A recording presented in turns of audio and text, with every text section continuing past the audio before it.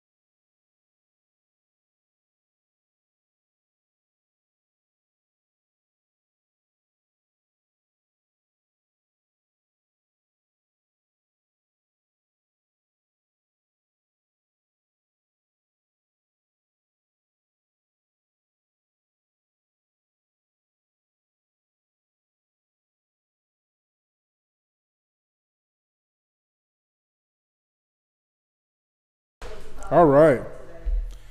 Pat's online watching. She said hi. Online watching. Yeah. From the comfort of her little bungalow. From the comfort of the Nat Palace. So she doesn't get the benefit of the notes. It's not even snowing. What is she doing hiding out? Well, if it was snowing, they'd be in Florida. It's beautiful. There you go. And the rest of them will leave with Bonnie in case anybody else shows up late. Okay. How is everybody doing tonight?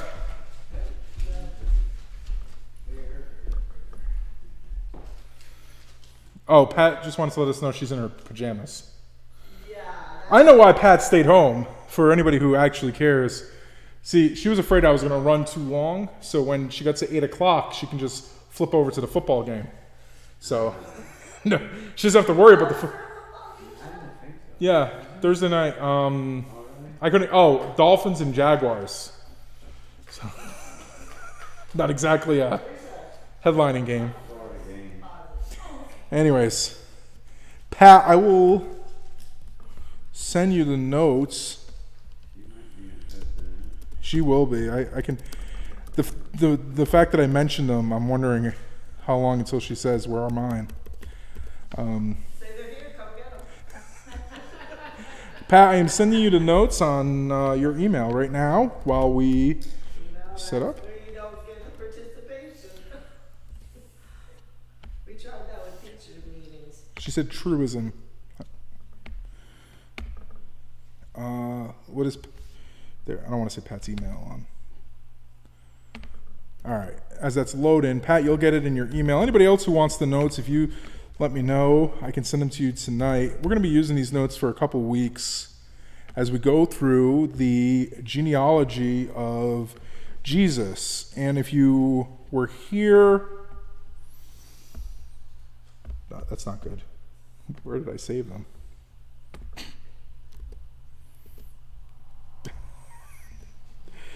Oh, man. Oh, there they are. Okay. That's cool. I have my documents. All right. Files in use. This is riveting for those who are watching at home. Stare at me. Look at my computer. Okay. So if you want the notes, let me know. My parents said hello. They're getting used to the church atmosphere because they will be moving up probably by the end of next month. We just had the inspection today in the house. I'm like, oh. Yeah, I had to go. Then the guy's telling me things. I'm like, if you say so. Yeah. Best question he asked me was, "Do you know what a radiator is?" This is about 10 minutes into the inspection. I'm like, oh no, this is not good. That's in the front of my car. I'm like, oh, what? I've never heard of such things. To heat the house? We don't heat the house. I live in the parsonage. I just shake to get warm. Anyways, yeah, no, it was one of those. It was an interesting 2 hours of my life, but they are excited. Anyways, page 8 and page 9 is where we'll be in the Christ chronological book. That's the right way. Good. And what we're going to do is I'm going to read 3 verses, and that's it. And you're looking at like, there's a lot of verses there. Yeah. Yeah. No, I was waiting for you to say, you're reading the next. No, we're not going to. Here's essentially what it is. And Abraham was Isaac's dad, and Isaac was Jacob's dad, and Jacob was Judah's dad, and so on. And we're going to go through that literally, but I don't want to sit here for 5 minutes just kind of going through it, rather than when we can take the, if you will, rather than dive into the woods, we can take the step back and look at the whole forest. And so a couple of things I want to talk about before we get into is these verses. So verse 1 of Matthew 1. Oh, actually, let's just discuss what we're seeing here before we get into it. This is Matthew chapter 1. So last week, for those who were here, we did Luke and Mark chapter 1, and a couple weeks before, we did John chapter 1. So now we're in Matthew 1, and you're going to see a big difference from Matthew 1 compared to the other three Gospels right away. Matthew chapter 1, verse 1 says, an account of the genealogy of Jesus Christ, the son of David, the son of Abraham. And then he begins with Abraham, and he goes all the way to Jesus in verse 16. And then in verse 17 on page 9, it says, in the blue font, so all the generations from Abraham to David were 14 generations, and from David until the exile to Babylon, 14 generations, and from the exile to Babylon until the Christ, 14 generations. You're going to notice that that actually is 14, 14, and 13 when you look at it. And that's actually going to get into our theories tonight when we talk about theories of the genealogies. The next one I want to read is verse 23 of chapter 3 of Luke, and it says, as he began his ministry, Jesus was about 30 years old and was thought to be and it goes through his genealogy from Luke's perspective. This drops in the middle of like Luke chapter 3. We've seen Jesus born at this point in Luke. We haven't seen him in our study yet, but if you read Luke properly, Luke chapter 1 and 2, you see him born, you see the prophecy, you see John the Baptist born, you see Jesus born, you see Jesus as a 12-year-old in the temple. And right before this, at the beginning of chapter 3, you see John the Baptist preaching. And then Luke decides at this point, all right, Jesus is about to get into ministry. Oh, I forgot to tell you, here's his genealogy. Here is who this Jesus guy claims to be and where he's from. Let's throw out some questions. Why does this matter?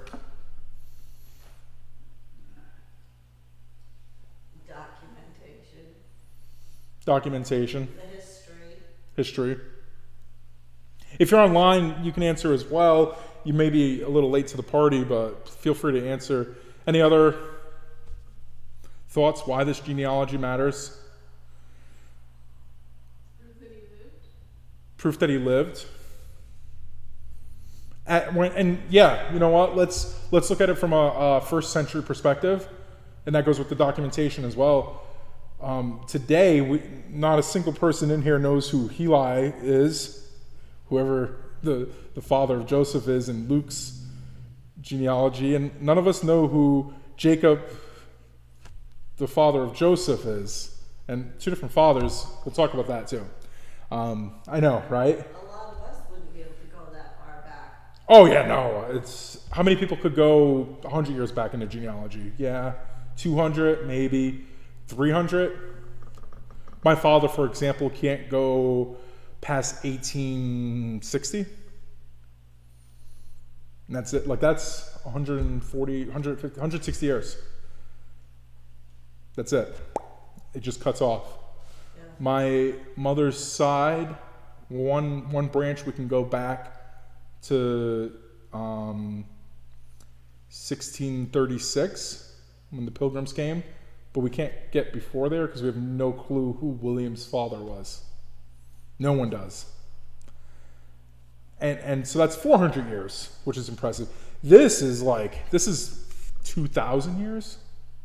Abraham to Jesus. And then if you go to Adam and God, it's even more. If you go to God, it's infinite amount of years in Luke's genealogy. So at that time, yeah, it would be important, especially for the Jewish people, to have that proof that there was this Jesus, or to see where he came from. The Jewish people, when we read Paul's letters, for example, he says stuff like, "I'm a Benjaminite. I come from the tribe of Benjamin." Well, why is that important? Well, to you and I, it's not. But to the Jewish people at the time, and to the Jewish people even today, it was super important. There are Jewish people that are out there. My father just gave one part of the answer. I'll read it in a second. But there are Jewish people out there who can still trace back to certain tribes.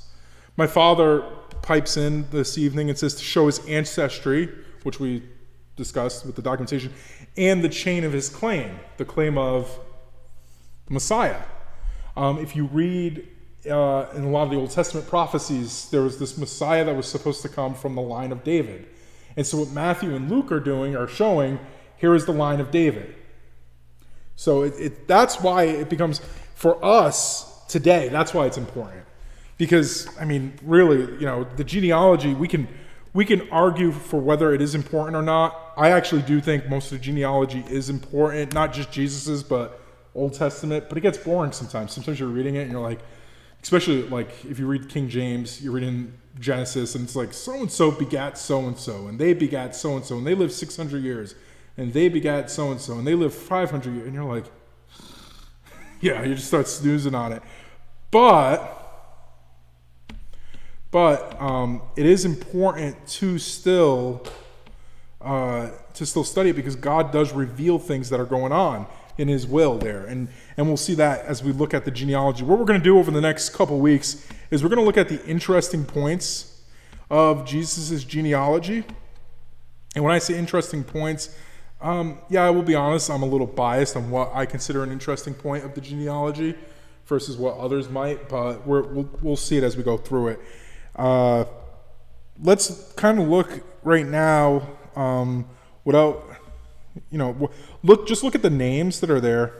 You can look in the scriptures if you have them, Luke chapter 3, Matthew chapter 1, or you can look at the list I gave you guys.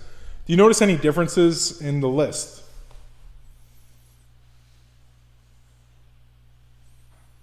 One's going from the furthest down to the most recent, and the other one's going from the most recent back. Yeah. Matthew traces it from Abraham. He starts with an ancestor and goes to Jesus, where Luke traces it backwards. And that shows, that doesn't show the difference in who they were tracing. That shows the difference in how they would trace it. For Matthew, Matthew could fill in half of this probably just by memory. We're talking about important people in Matthew's genealogy of Christ here. You have Abraham, Isaac, Jacob, and Judah. Those four he probably knew bing, bang, boom, automatically. Like, just because Jesus was of the tribe of Judah. From there, if he finds out Jesus is the son of David, he can fill from Judah to David, no problem. And then to find out that Jesus was a descendant of David's royal line, you got David, Solomon, then you just list the kings off. These are things that Matthew was a tax collector and he was a good Jew. He would have known these things automatically. So for Matthew, he's just going with the easiest, and then he's probably filling in the blanks. So at some point, maybe Eliakim or Azor or Zadok, at that point, maybe he's like, so which one are you? Which one did he come from? Maybe he's asking James or whoever. And they would know this though, because they would have to prove they're part of the tribe of Judah still. And they would have to prove it by tracing it back. And so what we have here is this very Jewish style going from back to front. Luke, on the other hand, Luke is a Gentile. I don't want to say he doesn't care who the kings are. In fact, we don't even see the kings except for David, which is interesting. And that's another thing we'll talk about. But rather, Luke's not going to remember that, like that. So he's actually interviewing, and he might be getting people that, whether it's Mary or Joseph or whoever he's interviewing, James or even maybe Peter or John, all these, he's interviewing so many people. He's connecting the dots to put it together, and he starts with Jesus because he knows Jesus exists. He knows Jesus. And then from there, he's going to trace back. And what he's doing is he wants to trace it back to God. And in this, what's beautiful about this is in Luke's genealogy, in Matthew's genealogy, we see this royal bloodline. In Luke's genealogy, we see this beautiful tapestry of the Old Testament. We see all the way back to God created Adam. And you get two different things, and they're both beautiful. What other differences do we notice? Different names. Yeah. From David on, the names are completely different. Like even Joseph's parents are different in Matthew and Luke.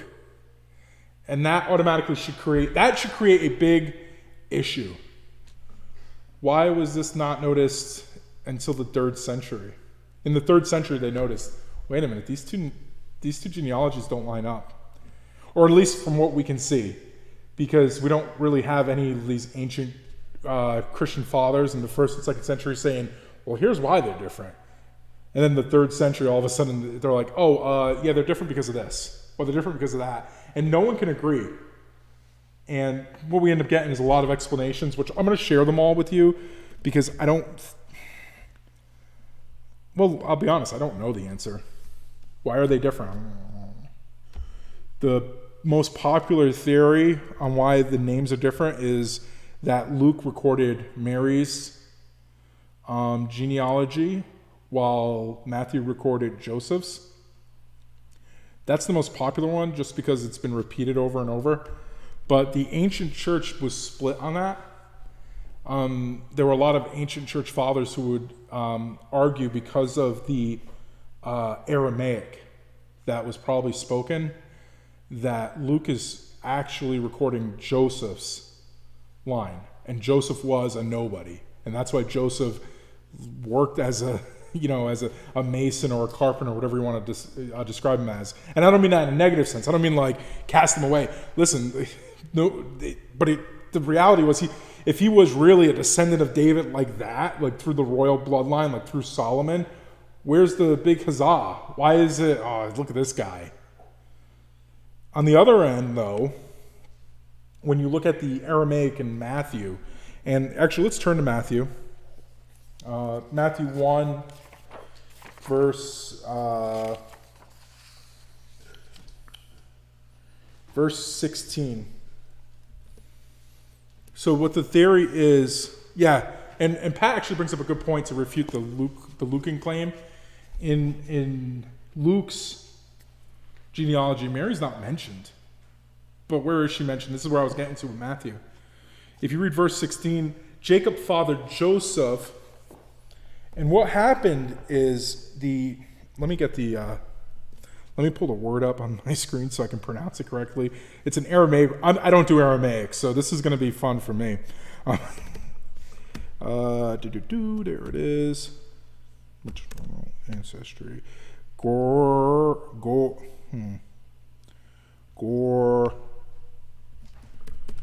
There it is. Maternal ancestry. There it is. I don't know. It's here it is. Gura is husband. Gura, as we would put it in from Aramaic to Greek, and the word probably that Matthew would have used would have been Gora, Gowra, if Matthew wrote in Aramaic. And what could happen is in translating it, the Greeks, as it was passed on, were confused on what the proper translation was. And we even see some different translations in the ancient text, although many believe that those were just corrected 3rd, 4th, 5th century to kind of correct it. But what we see is that the reality, or not the reality, one of the theories is that Jacob fathered Joseph, and it should say the father of Mary there, who gave birth to Jesus. Now, that's just one theory as well. So it could be that Matthew is Mary's line and Luke is Joseph's line. Another theory that I want to share with you is that Matthew isn't Jesus' genealogy at all. It's just the legal claim because he's the Son of God.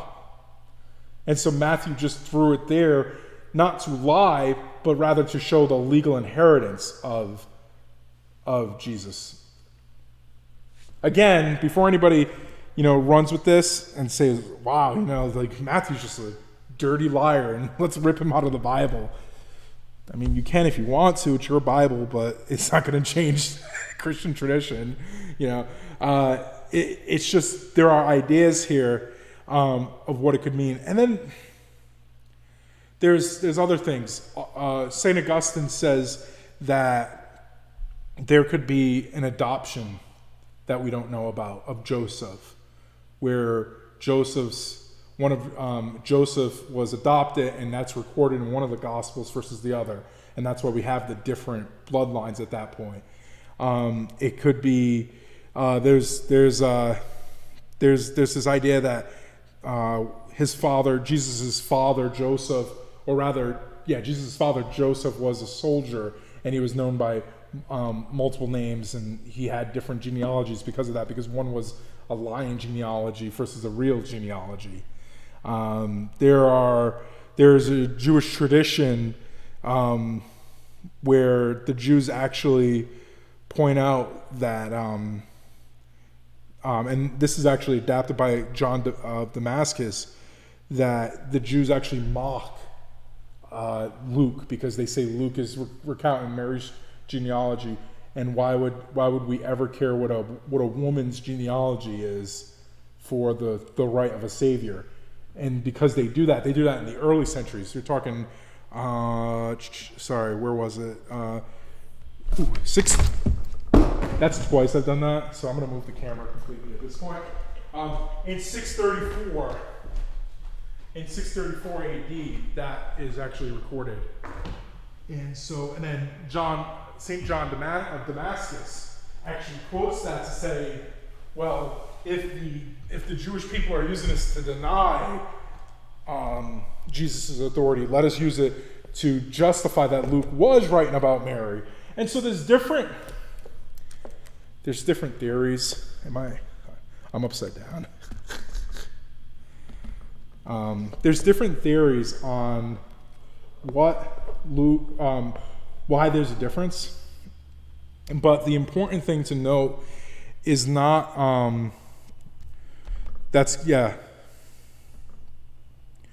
Pat brings up that did Matthew use a priestly lineage, which I was talking about that legal right to the messiahship that Jews would know, versus Luke, who's writing to a Gentile audience. Right, I know, I'm putting it back up here because it's a funny angle down there. It's like looking up at me. I look like Andre the Giant. No, that ain't gonna work. That works. Okay. It could be that, that it is a priestly lineage as well. That's one of the theories we see. There is one more. Here we go. The important thing that we see with the ancient church is that we actually don't see this as an issue of falsity. That they believed 1st century, 2nd century, 3rd century, 4th century, 5th century, 6th century. We're talking like the first 600 years of Christianity.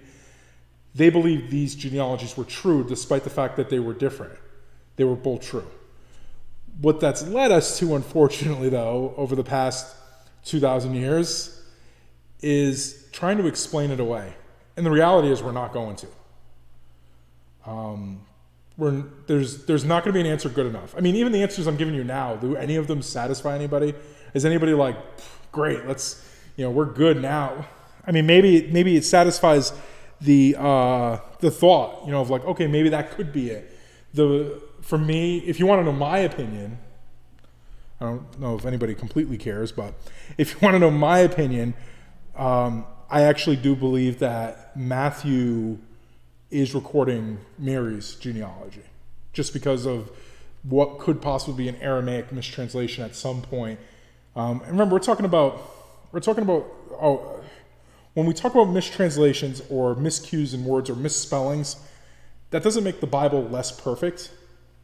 It just reminds us that it was written by a bunch of dudes who were inspired by the Holy Spirit. In Islam, and I'm getting way off topic from this for a minute, but in Islam, for example, they believe that the surahs that are in the Quran are literally word for word in heaven that Allah wrote down and then had angels bring to Muhammad. We don't believe that as Christians. As Christians, we don't believe that this book is holy, it is sacred, it is the word of God. We do believe that. But we don't believe that God forced the pen of the writers. If that was the case, then God made mistakes somewhere. Because there's things like, there's misspellings in some of the words that we have that we're like, or like sometimes you'll see a name in a genealogy, and then you'll see that name with like 5 different letters going from Hebrew to Greek, and you're like, what happened here, God? I don't understand. Look at some of those names. Yeah, or we look at some of the names and we're like, that's not even a real name. Like, I've never seen 6 consonants in a row, Lord. So much less. So we have to remember that when we're looking at some of these divergences, and no matter if it's here in the genealogy or other places. For example, I'm trying to think of an easy one that people would recognize that isn't controversial. The creation account. I believe in a literal 7-day creation for anybody who cares, but one of my closest friends who's actually going to call me tonight doesn't. And he's a minister. He believes that it was longer than 7 days. He still believes God created it, and he looks at it because chapter 1 and chapter 2 of Genesis have different creation accounts, and that's why. He's not going to hell for that. He's going to hell because he's a sinner. I'm kidding. He's not going. I hope he's not going to hell. I feel really bad now. I'm going to tell him I made that joke, and he's going to say the same to me. But my point is that there are things like that maybe they don't agree. I said it last week during this Bible study. Not everything in the Bible is going to support every fact that exists in the world. Like science will come and say this or that or whatever. Who cares? The Bible isn't a book of facts or science. It's a book of truth. And I know that's hard to grasp sometimes because don't we say, well, facts are true. And in today's culture with politics and all that, and I know social media, facts don't matter anymore. Truth doesn't matter anymore. Who cares about what anybody's opinion is as long as it's my opinion and I'm right? But with the scriptures, we're not seeking... When I read the Bible, I'm not trying to figure out what the temperature was like the night Jesus was born. I don't care. There are people that might care about that. Meteorologists might care about that. I don't. And so if Luke recorded it as a chilly night, I'm going to believe him. If chilly to Luke was 45, because he's taken that word from Mary, and some of us might be like, well, chilly, 45 ain't chilly. Negative 30 is chilly. That's when we put our jackets on up here. They're in the desert. And my point being is that sometimes you'll get things like this. And so as far as the divergence goes, why it exists, I don't know. Is it one Mary's and one's Joseph's? Probably, maybe. Is one this priestly line? Because who is Jesus' dad? It isn't Joseph. So even if it is Joseph's line, it doesn't matter. And if it's not Joseph's line, technically that's not his dad anyways. And so there's that aspect of it as well. And so really the idea of the divergence doesn't matter. What I believe we have Mary's genealogy recorded in Matthew, and I believe that we do have Joseph's recorded in Luke. I believe that and we have that because of how the Greek works out in Luke, where it's actually the repeated phrase of son, son, son, which would be the repeated article we have of eu. I think I pronounced that right. But whatever. There's some cool stuff, though, in the genealogies that I wanted to go over tonight besides that. But any questions on the divergences that we see? I know that wasn't like a great answer. Because all I said is they exist. You guys are paying me big bucks to tell you literally what's in front of you. But I never want, and I gave you my opinion. I believe Matthew is Mary because of the Aramaic misphrasing that could possibly happen, and the way it even reads. It reads weird that it just mentions Mary, but Luke doesn't. And I don't, and I believe Luke would be of Joseph. I could be wrong, and if I stand before the Lord, he's like, idiot, then so be it. At least I'm before him.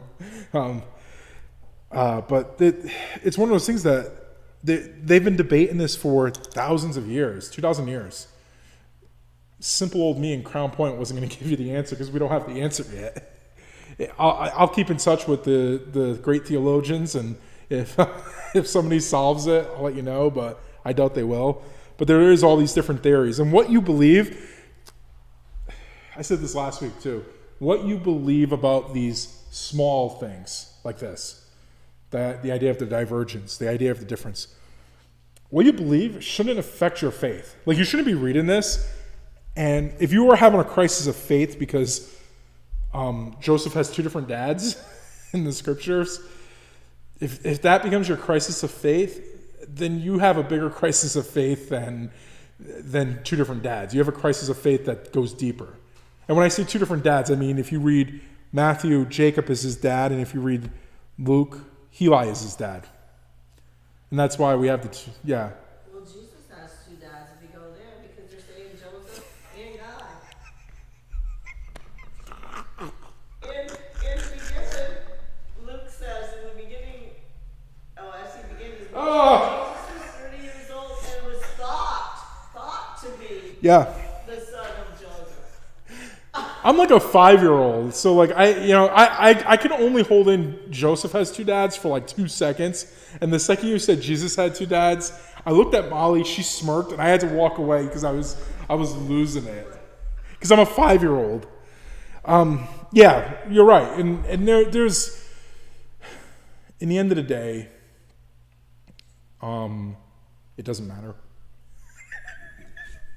whose genealogy. We know it's Jesus's, whether it's however it looks at, if it's a legal genealogy claim, or if it's Matthew, or if it's, Matthew, it's not Matthew's genealogy, if it's Mary's or Joseph's, or doesn't matter. Okay, so there are some interesting things I wanted to point out in the genealogies, though. And we're going to go over these things over the next few weeks, but let's talk about them just because I think they are interesting. First off, on your paper, you'll notice I mentioned it. There are omissions in Matthew's, and we know there are omissions because we have the Old Testament, and he's using the kings. And all of a sudden, if you're reading through it and you are familiar with the kings, you'll read through, you get, Asa, Jehoshaphat, Jehoram, and then Uzziah, and that's not true. It's possible that Matthew omitted the names because he wanted to have 14, 14, and 13, even though it's actually 14 if it's a Marian genealogy, because Mary would become the 14th one. But anyways, Jesus would be the 14th one. Mary would be the 13th on that list. But anyways, so he skips these three kings. He skips other people. And so why does he skip Ahaziah, Jehoash, and Amaziah? I think I put it on the paper, but if anybody wants to guess. Bad relatives. Yeah. Anybody have skeletons in their closet that they don't want to admit, like, or people on the family tree that they're like, I'm not related to that. They have the same last name. No. I won't mention any of those names in my family tree in case my parents decide to tell them I mentioned them. Well, actually, I want to go to the school and say, no, that's not my nephew. He was adopted. He was. Legally, he's my brother. He's legally my brother, and so I don't have to count him anymore as a relative.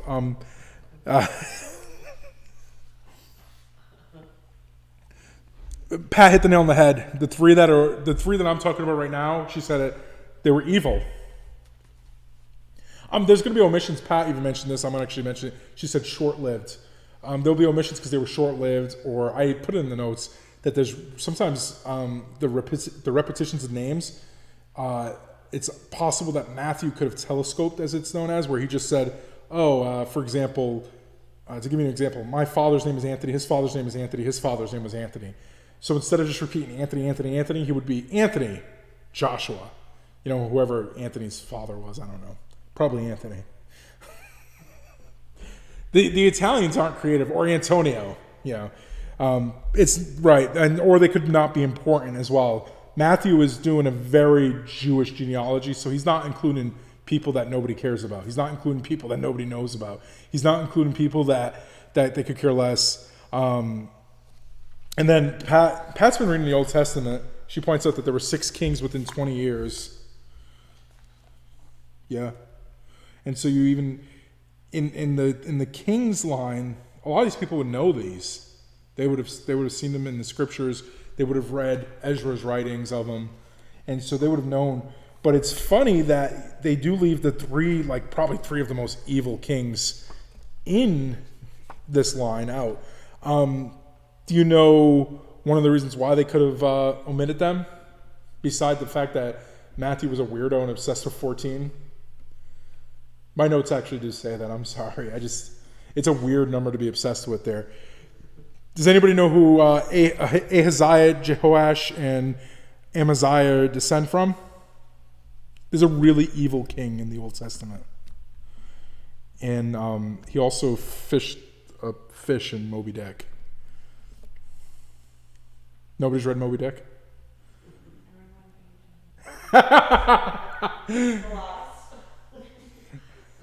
Ahab. So Ahab was this really evil king in the Old Testament, and his line is actually considered cursed.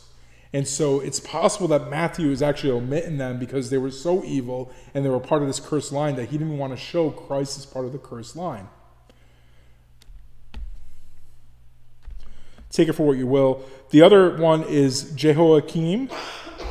He is the first, he is the father of Jeconiah, who's in there. Jeconiah is actually the first king of the exile, as he's known as in some areas. But there's multiple reasons why he might have been exiled. Just because he wanted to keep the 14s seriously, like that is one reason scholars give. Another reason could be that he actually misspelled it and he confused the two names between Jehoiakim and Jeconiah. The other reason could be that it was the exile and he wanted to, I said that about the 14 between David and the exile. And yeah, there's that. And then that's it about, Matthew also, there's something really cool that Matthew includes. Does anybody notice what is interesting about Matthew's genealogy that Luke does not include at all? Beside Mary, although I just gave a hint there.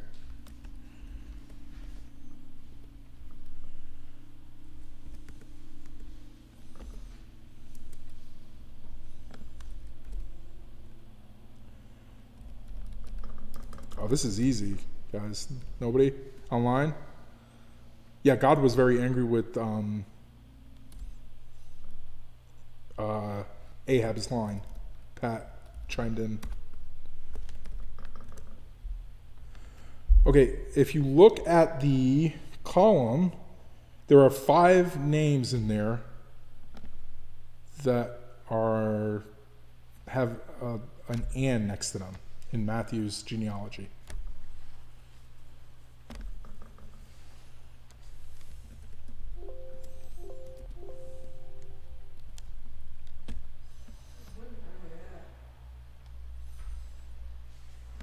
Say that again? Women. Yeah. But not just any woman. You have Tamar, who's a victim of rape and a Gentile. You have Rahab, who's a prostitute and a Gentile. You have Bathsheba, who's an adulterer and a Gentile. You have, I lost one of them. You have Mary, who is, a 13-year-old girl, whatever case she may be. Not a Gentile, and Ruth, thank you. I don't know how I lost my list because I looked at something else. And Ruth, who is a widow, and a Gentile. And it's really interesting to look at Matthew appealing to a Jewish, Pat pointed out the females as well. It's interesting to look at Matthew appealing to a Jewish audience and not only pointing out 5 women, but 4 of those 5 being Gentiles. To me, that's one of the coolest things. Because for us as Gentiles, it reminds us that God wanted us then. He's wanted us since the beginning of the age, and he hasn't abandoned us, and he always has wanted us. And that's in Matthew's genealogy. In Luke's genealogy, some of the cool things is that we get traced all the way back to, or we don't get traced. Jesus gets traced all the way back to God, which is a declaration of who Jesus is as the Son of God. But from Nathan, the son of David, to maybe, literally nobody in that list is important. From Nathan on. And it's funny to see that in Luke's compared to Matthew's. So there's also that.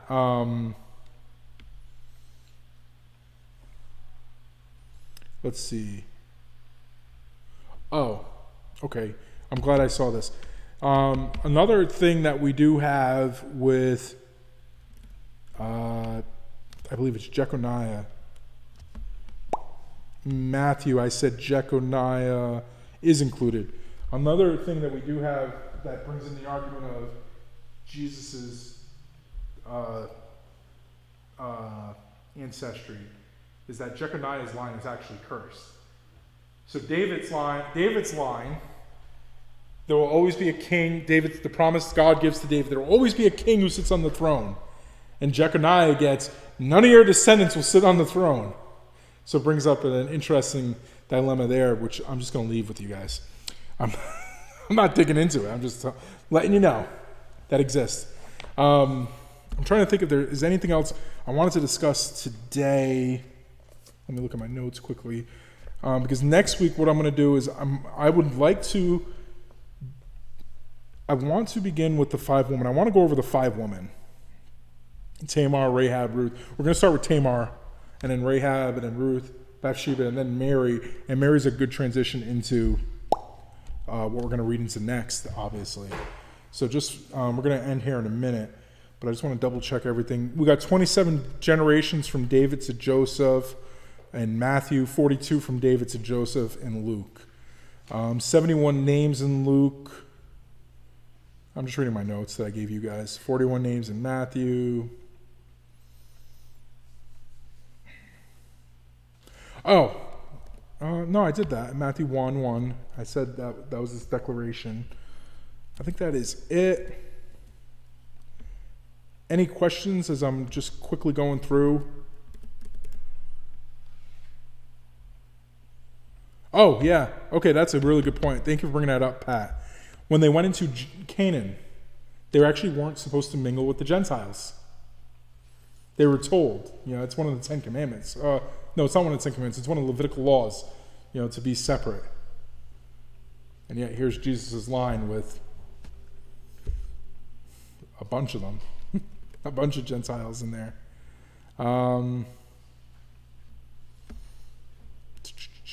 Legal inheritance, Zerubbabel, I don't care about him. Not today, at least. The woman.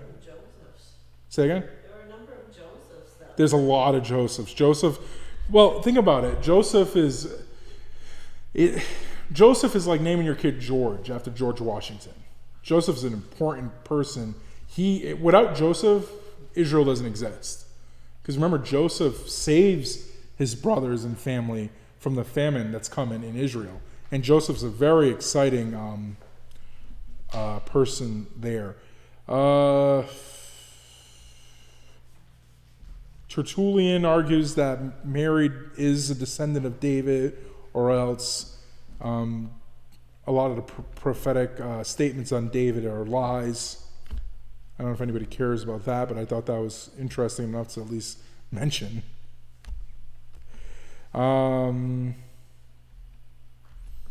Yeah, I think that is it as far as the genealogy goes. If you're interested in more, Eusebius, the great scholar from the 4th century, touches on it more in his book, which I don't. Does anybody want his book? Or it's called Church History, in case anybody's really wondering. It's this grand historical book. It's beautiful. I will say that. And he does have biblical text criticism, and it just depends on what you want to know, how much you want to dig into it. But the genealogy is very interesting when you dig into it and look at all these people that are included, especially the ones we do know. I think that's it from me, though. Any concerns, comments, questions? Did you come here with more questions than are you leaving here with more questions than you probably had coming in about the genealogies?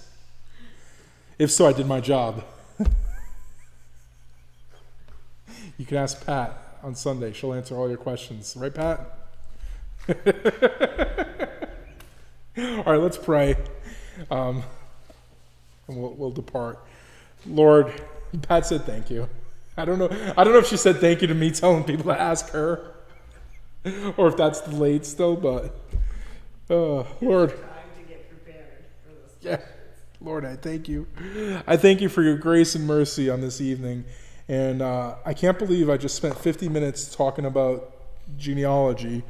But you are an amazing God, and we just want to worship you, and we want to seek you in these times. Lord, I ask that, although we do have more questions maybe, even I sit here and I think of what one of my professors told me, oh Lord, and it just echoes, that we may rest in the mysteries of God. Even things like this, that we could sit here and read it a million times, and we can come up with theories and ideas, and it may satisfy and it may not. But oh God, we rest in your mystery. We rest in your hope. What matters is you as King, you as Christ, and we worship you. In Jesus' name, amen. I had a professor tell me that. We were studying the Trinity, which, if you watch the Trinity Sunday broadcast, obviously did me no good. But we studied the Trinity for a whole semester. And the end of the semester, he said, from now on, when you're confused, just pray. I'm going to trust in the mystery. Because sometimes God doesn't want you to figure things out. He just wants you to have faith. And I'm like, but I want to figure it out. So, with all that being said, everybody can go if they want, or they can stay. It's up to you guys. But if you're watching online, have a good night.